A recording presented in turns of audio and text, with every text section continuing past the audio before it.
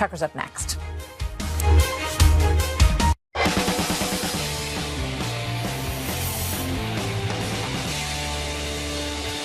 Well, good evening and welcome to Tucker Carlson Tonight. The saga of Jussie Smollett entered a pretty intense new phase today. A tale of victimhood is now a tale of unimaginable hubris. Smollett stands charged with a felony for plotting his own assault from the very beginning. Tonight, we'll investigate how this happened, why it happened. We'll take a close look at Smollett's defenders who dismissed doubts about this story, doubts that any reasonable person would have had from day one, as conspiracy theories. Piers Morgan will join us, too. But first, a rundown of everything that's happened today in Chicago. And for that, we are joined by Fox's Trace Gallagher. Trace? And Tucker, the media presence was immense for the Jussie Smollett bond hearing, but in the end, the courtroom drama could not hold a candle to what happened outside. In fact, while Smollett was settling up his $100,000 bond, a prosecutor from the Cook County State Attorney's Office spent 20-plus minutes detailing the entire case, including statements from the brothers who claim Smollett staged the whole thing. Watch. Smollett stated that he wanted them to appear to attack him on the evening of January 28, 2019, near his apartment building in Streeterville. Defendant Smollett also stated he wanted the brothers to catch his attention by calling him an Empire F, Empire N. Chicago Police Superintendent Eddie Johnson, who was deferential to Smollett's initial claim, also lashed out today, saying he was offended by the actor's actions. Watch. How can an individual who's been embraced by the city of Chicago turn around and slap everyone in this city in the face by making these false claims? And as Chicago Tribune columnist John Cass points out, Chicago police solve about 17% of the city's thousands of homicides. Yet, even with the department's thin resources, 24 investigators were assigned to the Smollett case. And today, Superintendent Johnson cited that. Watch. As I look out into the crowd, I just wish that the families of gun violence in this city got this much attention, because that's who really deserves the amount of attention that we're giving to this particular incident. Johnson went on to say that he realizes the city of Chicago has a racial divide and that it's hard for the city and country to come together. He also wonders how this might impact future cases. Listen. My concern is that hate crimes will now publicly be met with a level of skepticism that previously didn't happen. And we should note Smollett could also face federal charges for allegedly sending himself a phony threat letter containing white powder, which turned out to be Tylenol. His next court appearance, March 14th. Tucker. Trace Gallagher, thanks for that. Well, there is at least one big unanswered question in the case of Jussie Smollett tonight. Why did this happen?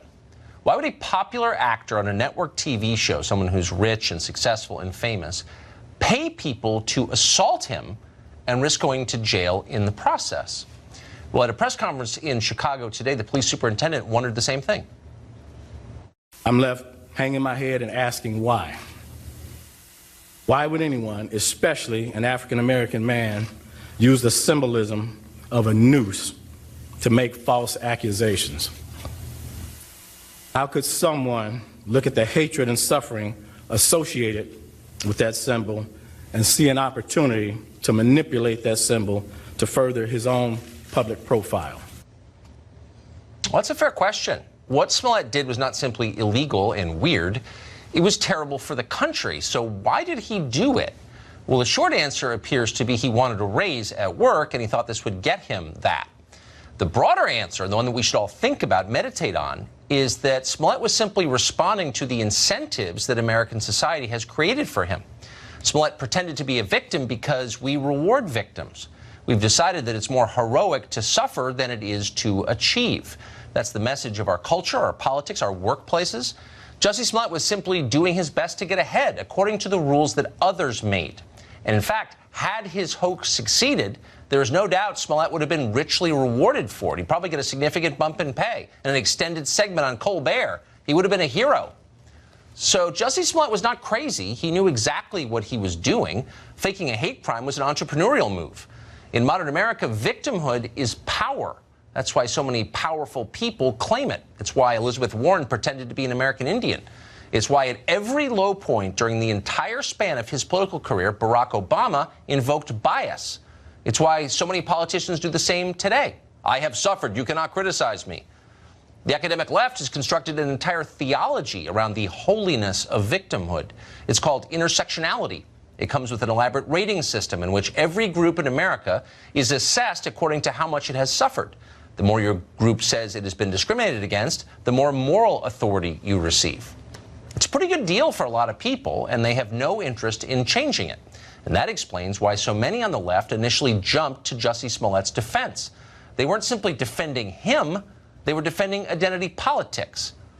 We could give you any number of examples of this, but we'll skip ahead to the most nauseating one of all. Watch anchor Robin Roberts of ABC, quote, News, beam with joy after Smollett finishes the most dishonest performance of his life, and then tell him his lies are beautiful.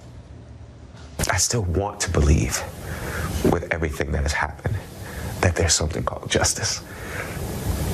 Because if I stop believing that, then what's it all for? Thank you, Jussie.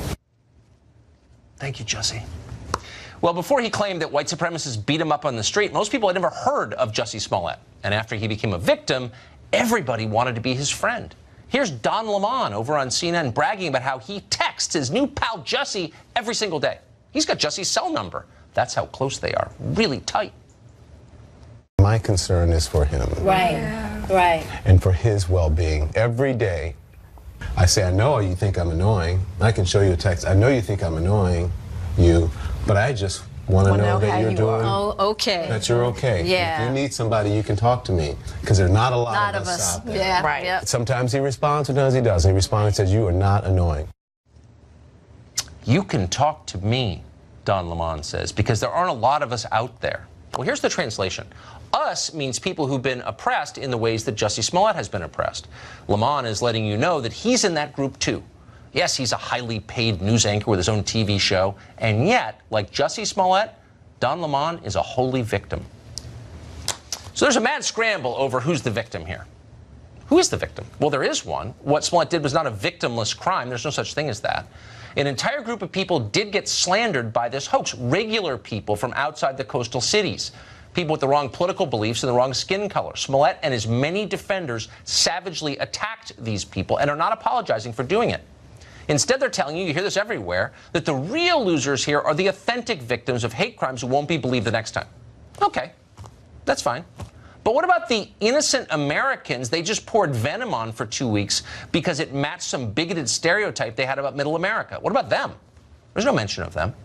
Don Lemon would very much like to keep up those attacks on those people. Attacking them allows him to feel oppressed. That is why when Smollett was finally caught, Lemon reacted in a very puzzling way. He didn't seem especially concerned that his buddy had lied to further divide the country to hurt America, which he did. No, that wasn't the real problem. The real problem, according to Don Lemon, is that Smollett's arrest might discredit the cult of victimhood. This is playing out every single moment in cable news. Sean Hannity's going to eat Jussie Smollett's lunch every single second. Tucker Carlson is going to eat Jussie Smollett's lunch every single second. Yeah, because when you tell the truth about a hate hoax, you're the real hater. What's the cost of this attitude so floridly on display to our society? What does it do to us? Well, think of it this way. What would happen to your kids if you woke them up every morning by telling them that they were victims? No matter how hard they worked, people would always hate them just for who they are. What if you did that? Would that be good parenting? Would it make your kids stronger, happier, more successful? No, it wouldn't. And good parents would never do that. Good parents tell their kids to take responsibility for their lives, not to blame others, to work as hard as they can to overcome obstacles. That's what good parents of all races and all backgrounds tell their kids. And if you don't believe it, just ask 10 well-adjusted, accomplished people if their parents allowed them to feel like victims. Again, it doesn't matter where they're from or what they look like. Ask them, did your parents tell you you're a victim? And not one of them will say yes. And yet we tell our citizens just the opposite. And you see the effects very clearly. In the workplace, for example. In the years after the 2008 recession, there was an enormous surge of claims of workplace bias of all kinds. There is still no evidence that bigotry itself increased at all during those years. And yet when people felt threatened by a teetering economy, they knew that claiming victimhood status would give them an advantage. Can you blame them? No, you really can't. Not really. They didn't write the rules of our society. They're just following the rules that people like Don Lemon wrote, but at great cost. Piers Morgan is editor-at-large of DailyMail.com and a keen observer of everything that happens in the world. He joins us today. So, Piers, as a guy who's been in the news business for a long time, you must be wondering, why were the reporters following this the most credulous of all? Why didn't they smell a rat? Well, it was the perfect storm, wasn't it, Tucker? This is where the victimhood culture that you so brilliantly articulated there meets Trump derangement syndrome, this disease afflicted so many, particularly liberal and all things Trump. As the bedrock for this, they had to be two white Trump supporters in Making America Great caps who attacked him, because he knew that that would be the perfect vehicle to turn him into American hero. That actually, if he was attacked by Trump supporters who lynched him or tried to lynch him with a noose and really, committed one of the worst hate crimes imaginable, then Jussie Smollett, would become a hero, and he would be a heroic victim. And in fact, he went further. In the Robin Roberts interview, he said that he fought back against these two guys. Well, we've now seen the size of them. These are two very big men. And our hero, Jussie, fought back. So he's a victim, but a hero who also fought back. And I look at this whole story. I tweet every day, all day.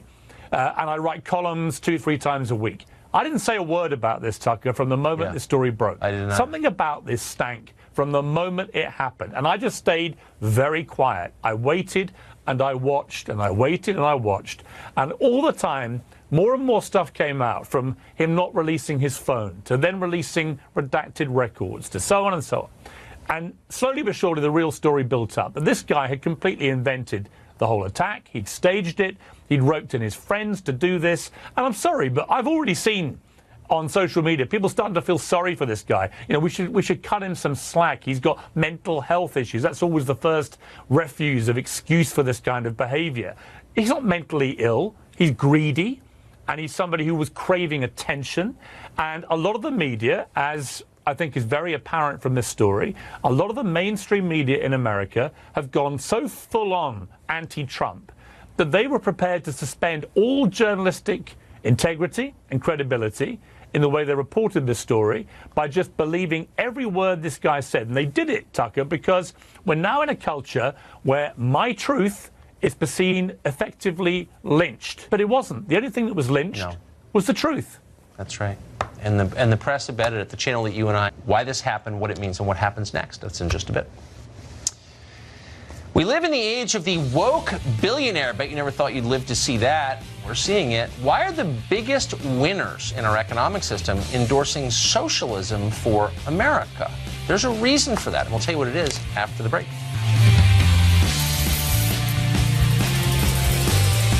After walking 6 miles at an amusement park, Bill's back needed a vacation.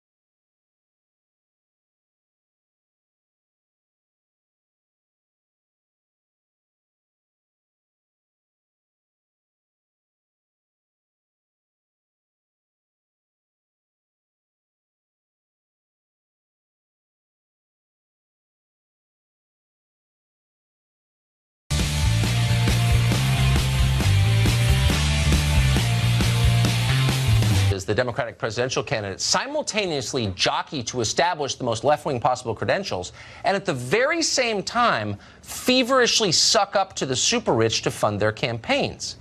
We've seen some of this before. Tom Steyer and George Soros, those are the obvious examples. But there are many, many, many more. On Saturday, just this past Saturday, coming Saturday, rather, Senator Cory Booker is attending a Silicon Valley fundraiser. It's hosted by Gary and Laura Lauder. They're heirs to the $14 billion Estee Lauder fortune. Kamala Harris just had a fundraiser in Beverly Hills that was attended by an army of wealthy studio execs. Kirsten Gillibrand didn't even start her campaign for president before asking the permission of Wall Street. So what's the message? Rich people are highly progressive now. And you can see why. They love mass immigration. It brings them servants. They support federally mandated snobbery. Why are billionaires so eager to back candidates who want to seize their assets to fund new entitlements? This is confusing. Here's one reason. Billionaires understand that they will never have to pay those taxes. Why? Because the top federal income tax rate stops at about $500,000. So what's the difference between someone making $500,000 a year and someone making $50 million a year? The answer? The richer one can much more easily evade paying full freight, and they do. This group makes far more of their money on capital gains, which are taxed at only half the rate of your salary, and some of it's not even taxed at all. Under the 2017 tax law, investments in federally designated opportunity zones evade capital gains taxes entirely. One such opportunity zone, by the way, is right by the Army-Navy Country Club in Arlington, Virginia, one of America's richest zip codes. But even on their official tax returns, even on income, the richest Americans are paying less. According to the IRS, the top 1% of Americans pay about 27% of their income in taxes. But the top 10th of 1%, that's people who make $35 million a year, pay less than 26%. And the top 1,000th of a percent, the absolute richest, pay less than 24%. In other words, past a certain point, the richer you are, the less you pay. That's why billionaires back socialism. It doesn't cost them much. Dana Perino hosts the Daily Briefing with Dana Perino. She's also coming on later in the show on Final Exam with Greg Gutfeld. But for now, Dana, you're gonna get him. I'm rooting for you, as you know. Thank you. Don't tell him. There is this really interesting dynamic where the party, the Democratic Party, is becoming openly socialist in some cases, but certainly embracing economic populism, but it's still funded by the richest segment of our society. How does that work? It is pretty interesting. And actually, to have Bernie Sanders launch his campaign in the week after basically another fellow Democratic socialist chased Amazon out of New York City, it put Bernie Sanders to the left of Mayor de Blasio and Governor Cuomo. It's not easy to do that. In some ways, I feel like Bernie has been a victim of his own success. He has won this war without even firing a shot. In 2016, he basically said, this is what I'm going to be for. He ran unabashedly on it, and he had a lot of support.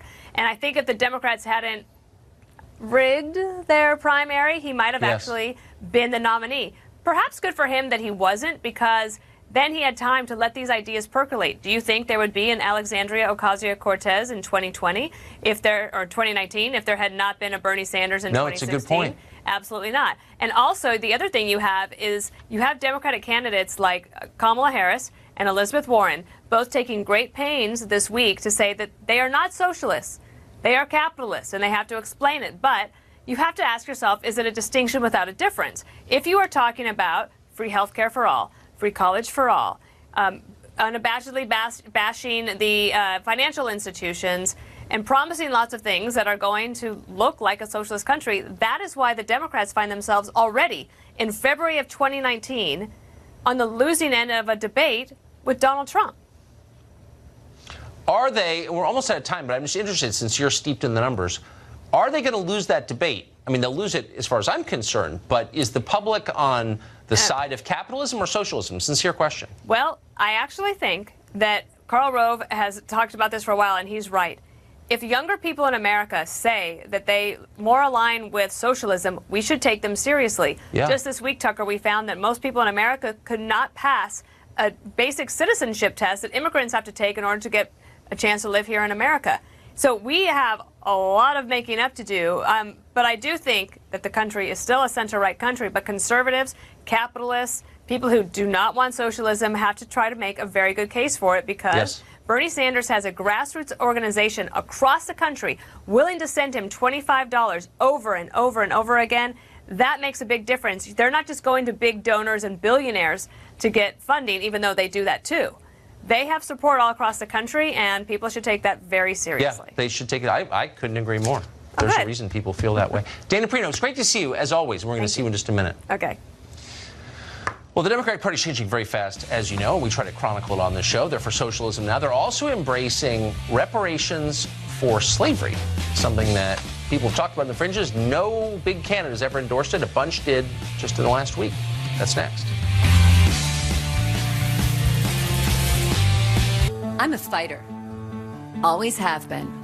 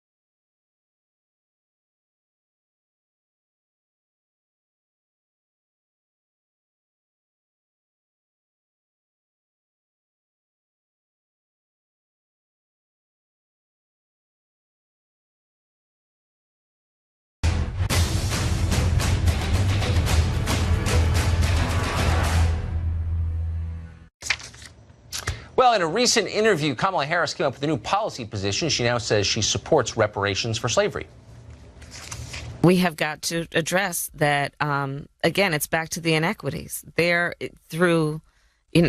Look, America has a history of 200 years of slavery. People aren't starting out on the same base. in terms of their ability to succeed. And so we have got to recognize that and give people a lift up. So you are for some type of Yes, I am. reparation? Okay. Yes, I am. There used to be an eccentric opinion. Suddenly, lots of people seem to have it, not just Kamala Harris. Today, just today, Senator Elizabeth Warren, maybe under the influence of peyote, said that she also supports reparations. So did Julian Castro. Just 2 years ago, keep in mind, Bernie Sanders and Hillary Clinton were both asked about this, and both said they opposed it. 5 years from now, we'll be tearing down statues for taking that position, but that's where we are today. Author and columnist Mark Steyn has been following this and joins us tonight. Seems like things are moving kind of fast, Mark. Yeah, they are. And this is disturbing if reparations is becoming a mainstream position. It's particularly absurd, I think, for Elizabeth Warren to be in favor of that.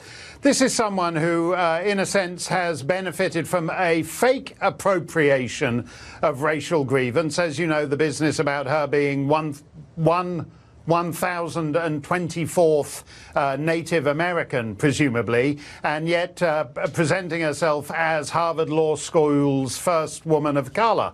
That's what happens when you actually get into this sort of neo-apartheid of racial classification. And I find it particularly absurd. I mean, when Kamala Harris says people are not starting from the same point, slavery was abolished a century and a half ago. Nobody alive today has a grandparent who was a slave. And in that sense, I think you reach a point where, you know, you need to move on. I mean, the reparations thing eventually, as the decades go by, becomes ridiculous. I'm Canadian. I think you guys should give us reparations, because if you hadn't had the revolution, we'd have the whole continent would now be Canada. And if you were going to steal our land from us and drive the loyalists out, Tucker, you could at least have divided the continent east-west so that we Canadians weren't holed up in the coal bit. Which half would you take? Yeah, well, exactly. I think I'd have the half without the Californian presidential candidates in it. I think that's right. On balance, or maybe the bit in the middle, and you guys could have the two coasts. But the point here is this is nothing real. This is nothing real to the lived experience of people of all kinds of identities today. And certainly not to Kamala. Kamala Harris has a Jamaican father and an Indian mother. And I don't know whether it's the identity politics, as her father was suggesting earlier today. I don't know whether it's this whole identity politics obsession that means she has to feel she has to genuflect to this, because her own experience is in fact entirely apart from the African American slave experience. It's also bad, though. It's really divisive. Mark Steyn, great to see you. Thank you for that. Divisive. It is. Thanks a lot, Tucker. See ya. Time now for final exam. Two contestants create chaos on set during their last match off. Will face off again. Get ready for Dana Perino and Greg Gutfeld in this week's news quiz. See if you can beat them. We'll be right back. I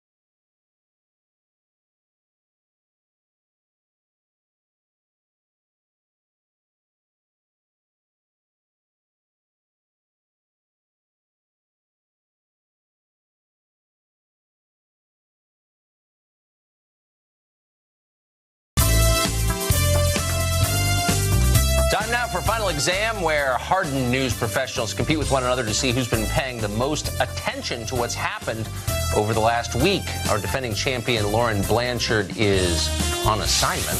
So tonight we have a New York City special edition for you. Two long-standing bitter rivals of many decades, Dana Perino and Greg Gutfeld, co-hosts of The Five, join us tonight. I'm glad you're here. Oh, we're glad to be here. Wish I could say it. Greg is so happy to be here. Yes. Bitter right rivals now might I'd be be a little eating strong. ribs, Tucker. I'd be eating ribs and drinking wine and watching a rerun of Friends. We're going to see if that Actually, he kind of watches your show preparation every night. serves Don't you think well. that he doesn't. I mean, so I think if you were to ask our audience, who's done more prep work for this segment? Yeah, that's exactly right. I know, Okay, but so you know the rules. I'm going to run through them super quick. Okay. Hands on buzzers. I ask the questions. The first one to buzz in gets to answer. You have to wait until I finish asking the question before you answer it. Like Alex Trebek. Exactly. You can answer once I acknowledge by saying your name. Okay. Every correct answer gets you 1 point. If you lose a question, we detract a point. Ooh. So you could actually get into negative territory pretty fast. Best of 5 wins. Best of 5. Make sense? Yes. Best of the 5 right here. Best of 5, the 5. All right, question 1. Here it is. If elected in November of 2020, Bernie Sanders would be the oldest president in American history. How old would he be on Inauguration Day?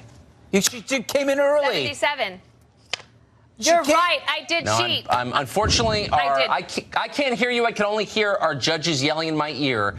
It goes to Greg. Yeah. I'm sorry. Dana, obviously I'm rooting for you. I would say 80, but I already won. 77. Okay, so Greg gets to answer. You're saying 80, Greg? No, I already won. I'm not answering. I'm taking the 5th. Taking the 5th. No, you have to answer the question. Talk to my lawyer. I already won. The answer. You said 77. 80. All right, 77. 77. All right, we're going to go to the tape. Is it 77? He'll be 79. Oh, no. You! That is so... No, we're not doing this anymore. She cheats. This happened last time. So you thought you were benefiting from her premature buzz, but actually you are now in negative territory. That is a total setup. This happened last time she was reading off the teleprompter. Or was that Judge Jeanine? I'm pretty sure that was Judge Jeanine. I don't think anyone believes Dana Perino would do that. All right. Well, Question 2. You know what it is? Your questions are too long. On a mission to find which condiment. Was it A, hot sauce? Was it B, ranch dressing? Or was it C, Dana Perino's famous queso? Dana Perino. It is B, ranch dressing. Is it B? It wasn't your famous queso. Is it B, ranch dressing? To the tape we go. Base and the grassroots care about. Sorry, I'm just trying to get some ranch. Go ahead. Just wanted some ranch. Just like everybody. Look at that. You are That was so easy because no one's going to go for Dana's queso. No one. That looks like a corpse. Actually, that was my guess. You never know at a Gillibrand campaign event. All right, question 3. A Democratic congressman became a bit of a laughingstock in digital world yesterday on Twitter. This congressman bragged to his followers that he walked an entire extra block to get his coffee. This was an effort to boycott Trump Tower. Who was it? Greg Gutfeld. Swalwell. Are you going to give that to him? Yes. Are you going to give I'm mocking his name. I'm not Eric sure I know what that means. Swalwell. Let's see if your answer matches our tape. All right, Eric Swalwell, California Democrat. He turned a trip to go to Starbucks into this political statement, tweeting this. It's snowing in New York. I need coffee. The closest cafe is inside Trump Tower. This is me walking to an alternative. They're giving it to you, even though you sound like the parents in a Peanut cartoon. That is just I was mocking his name. They're trying to appease you. That's good enough. No, I don't think they are. That is good enough. You are back. I think you're back to 0. Congratulations. Wow. Story of my life. All right, question 4. If you looked up at the night sky this week, if you didn't live in New York City, for example, you may have seen an interesting lunar spectacle. The winter moon appeared extra bright because it was thousands of miles closer to the Earth than it normally is. There's a name for this event, and the hint is it has something to do with winter weather.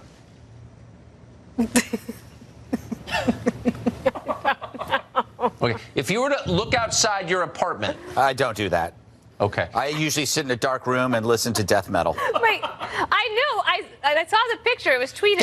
Guess. It was picture, right. Guess. Dana. It's not a harvest moon. The lunar moon. She said harvest moon. What do you? No. She said it's not a harvest moon. What is your answer? I don't know. I said lunar moon, but it doesn't make any sense because lunar moon. That would be redundant, but it might still be the answer. We'll find out. Zero. A super snow moon. TJ is rapt watching this. It's called super, TJ, because the moon is at its closest to Earth right now, and it's full. And February's full moon is known as a snow moon because many associated the month with heavy snowfall. Yeah. Okay, so the statisticians in our control room are saying, they just checked the books, this is the first ever 0-0 final question. So you're going into sudden death with no points on the board. Sudden death, it just might be his, okay? Yes. All right. So here's the final question. This is a multiple choice. You have to wait till I finish asking it. A statue of Abraham Lincoln in the state of California has become very popular online because of its unusual depiction of our 16th president. What is so strange about this particular Lincoln? Is it A, he's young and shirtless, B, he's holding a kitten, C, he's on rollerblades? Okay. You sound resigned. I have no idea. I have no idea. I've not seen this statue or anything, but he was a big animal rights activist, actually, for his time. So I'm going to go with B, holding a kitten. Was Abraham Lincoln holding a kitten in the statue in California? To the tape. Sure, it's rollerblades. Come on. Reminder that the Los Angeles Federal Courthouse has a statue of Abraham Lincoln where he's a shirtless young stud, suggestively tugging at his waistband like a Sports Illustrated swimsuit model. Abraham Lincoln like you've never seen him before. I really don't think we should ever be asked to do So this I won with the score of 0, Tucker. I'm not even sure what to say. My mouth is open. This is the lowest score ever recorded in the history. We are little people, and we have little scores. Yeah, we have little scores. Yes. Yes. That was Greg Gutfeld, you win with 0, and next time I see you, I will award you our Eric Wempel But I can't believe you guys gave him Eric Swall Wall. That is not his name. Oh, come on. You're going to talk about this for the end of time. Well, that may be how it's pronounced. What do I know? I'm not. You have him on your show. He's our next president. I watched your show. He's our next president. It's unbelievable. Thank you. You've entered the history books. Yes. Congratulations to you both. Thank you. We're very honored. Thank you, Tucker, if that's your real name. Congratulations. That's it for this week's final exam, if you can call it that. Pay attention to the news each week. Tune in Thursdays to see if you can beat our pros. Hint, yes, you can. We'll be right back. My experience with USA Air has been excellent. They really appreciate the military family, and it really shows.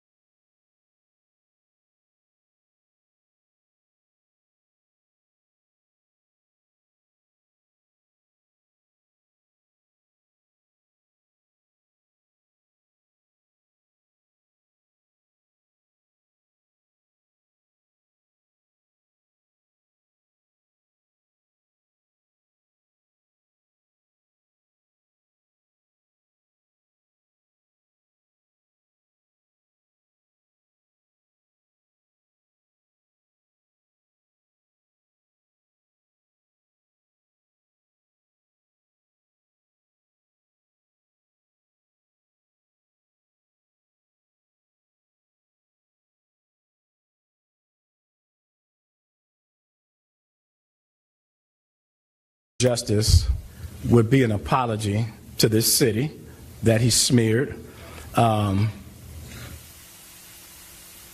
admitting what he did, and then be man enough to offer what he should offer up in terms of all the resources that were put into this.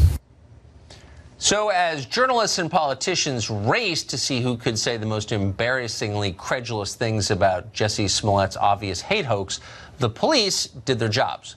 They stayed calm, they made no assumptions, they investigated it thoroughly, and they discovered something shocking. And for that, they're being attacked. Just moments ago, Smollett's attorney released a statement saying this, quote, "Mr. Smollett is a young man of impeccable character and integrity who fiercely and solemnly maintains his innocence and feels betrayed by a system that apparently wants to skip due process and proceed directly to sentencing."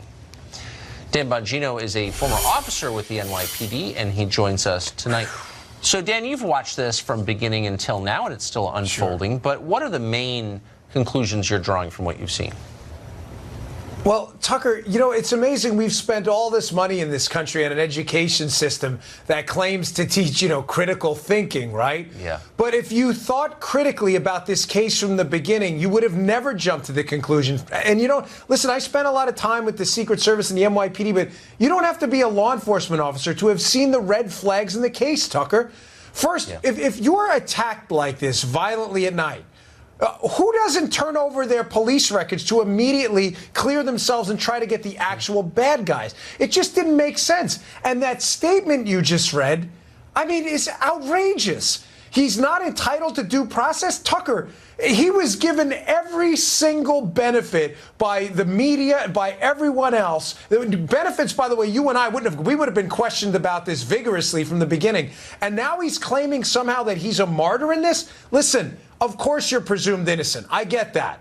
But that's a ridiculous statement to try to paint yourself as a martyr when you haven't even cooperated with the police from the beginning. It's absurd. I mean, at some point, he's going to put the media in a pretty tough spot. I mean, if he continues to deny this and say that he's once again the victims of yet another persecution or whatever, I mean, can Don Lemon sit there on CNN and not defend him? You know, at some point with these kids on Twitter, they say you got to take the L. At some point, you got to take the loss. Yeah. I mean, Tucker, it's binary at this point, is it not? They have these two brothers, these people that they're questioning, apparently involved in this. They're either the attackers or they're not. If they're cooperating and they've been released, what does that say to you as someone who thinks in common sense terms? They're either the attackers or they're not. They've been released. Clearly, there's something wrong with this case, and it appears that when you take it all and you look at it, that Smollett's the guy who's not been clear, open, and honest here. I just don't understand how we're sort of eliding over what this guy really did, which is use racial stereotypes to attack fellow Americans, and no one's kind of saying that. I'm not really sure why. Right. It's not just that he lied. It's that he took it to the next level. He added a bunch of, let's call them aggravating factors, Tucker. Oh, they were wearing MAGA hats, and they screamed, this is MAGA country. And then they put a noose, you know, one of the most abhorrent symbols of a troubled time in American history. It's all these aggravating things he threw on top as if being attacked and claiming it was Trump supporters wasn't bad enough, Tucker. We got to put bleach in it and a noose, and they screamed it's MAGA country. I mean, it really speaks to, if this didn't happen, and this is all a hoax, a level of serious depravity. This guy could need some serious help. So I just want to do a super quick kind of check on your sensibility about all this. So you work in journalism. Robin Roberts over at ABC, quote, News works in journalism. She heard Jussie Smollett's story, and she concluded it was, quote, beautiful. Was there ever a moment when you heard his story and you thought to yourself, that's beautiful? No, I thought it's questionable. But Robin Roberts needed that story to be true and wanted it to be true.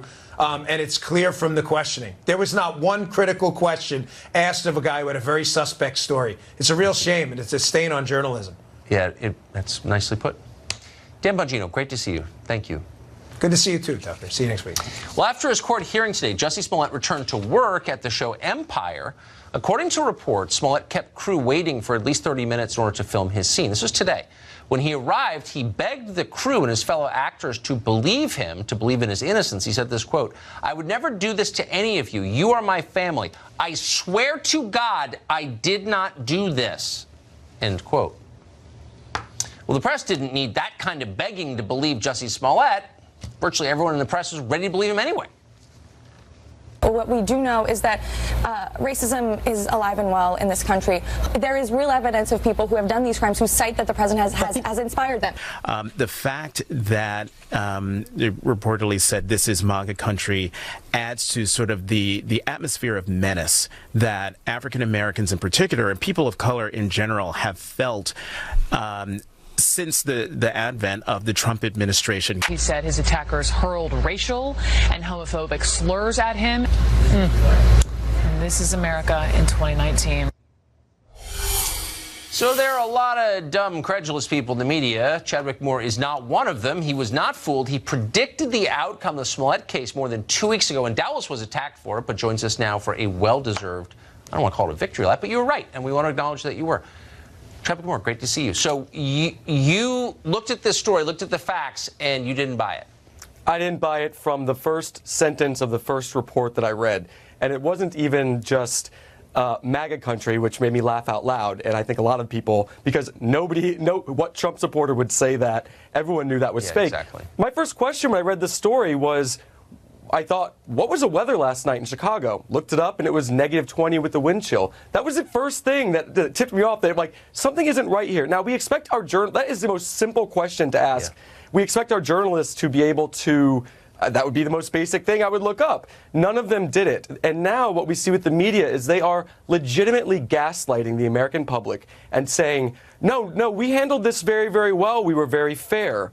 They're saying a lot of celebrities and activists on Twitter ran with it, and you're confusing us with them. No, you can certifiably look up Washington Post, ABC News, NBC News, the Associated Press, The Guardian. You can go on forever. They all ran with the story. They all never said alleged attack. They never said claims. They said he was definitively attacked. Now they're circling their wagons, and now they are defending one another. I've never seen a journalist ever have true remorse, ever go through a period of, or very rarely, a period of self-reflection. And we're not going to see it here. Brian Stelter over at CNN is sort of leading the charge with this. It's about they're continuing to protect their own, protect their industry, and they just simply do not care about the truth. They do not care about being anything but activists at this point. No, I think that's absolutely right. What's interesting is that there doesn't seem to be any penalty in this deeply corrupt business of journalism for getting it wrong in one direction. But if you had come out in public 2 weeks ago, I had doubts myself about this story. It seemed obviously like there were at least holes in it. I was afraid to express those doubts in public. It's not worth it, actually. There would have been massive penalty for doubting this in public, and yet isn't our job supposed to be skepticism? Exactly, and I sort of thought the same thing. I said, if I'm wrong, this could really be a big hit to my career. Yeah. I was just so convinced I wasn't. Nothing about it made sense. Meanwhile, at the time when a few brave people were actually expressing skepticism, they were called conspiracy theorists by the media. They were maligned and they were treated like kooks. And it turns out they were right all along. The media will just move on. They don't care. I mean, they are really the propagators of all of this. They are the reason why Jussie Smollett felt like he could get away with this, because he knew they would be on his side, because they've created this fake narrative of armies of racist Trump supporters marching around and assaulting people. So why would he think that he wouldn't get away with it? No, it's a good point. And you of all people know what it's like to be inside journalism and take a view that is not considered acceptable. You came out in favor of Donald Trump and had people basically try to destroy your life. Exactly, and that a lot of happened. We just saw recently that reporter, I believe she was from CBS News, who came out and Laura Logan. Yes, that's right, and deflected. And there's another case recently. It's so rare to see this, but another case, I believe it was an NPR chief who did a similar thing. It's almost like when these journalists actually seek out the truth and actually try to get to know these boogeymen Trump supporters, they almost seem to always deflect afterwards, and they sort of tend to see the horrors that are happening in their industry. You know, journalists are they couldn't be more disconnected. I think that the Democrat politicians who ran with this story from day one are genuinely corrupt, and they're smart enough to see the holes in it. That's for sure. Yeah, and the journalists who ran with it, some I'm sure, but I think it was mainly a case of profound stupidity. Well, that's not reassuring. You know why? It's because all the smart kids go into finance. I don't think any our homegrown geniuses are rushing to the New York Times anymore. Chad McMore, great to see you. Always a pleasure. Thank you.